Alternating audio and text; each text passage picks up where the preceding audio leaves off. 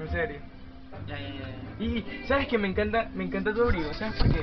Porque yo colecciono 1.000.000 abrigos. Yo tengo 1.000.000 abrigos de diferentes clases y cada vez que voy a un lugar me compro un ¿Qué abrigo. tienen que ver los abrigos con las fotos? Porque a mí me gustan los abrigos, el abrigo que tiene ella, me encanta. Aguanta. Y como yo colecciono 1.000.000 abrigos, me gustan los abrigos.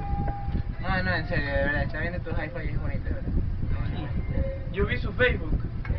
No, en serio. Es farrera la niña, yo vi su Facebook. Yo no vi su Facebook, vi su Facebook. Su Facebook.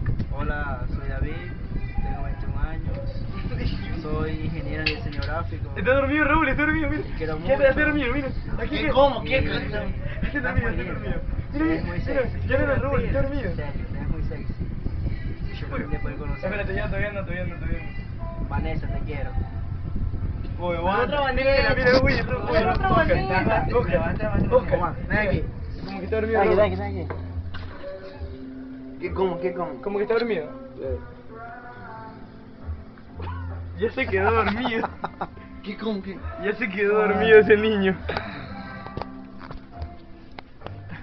Pon Raúl. el ronquido. Pon el ronquido. Pon el micrófono.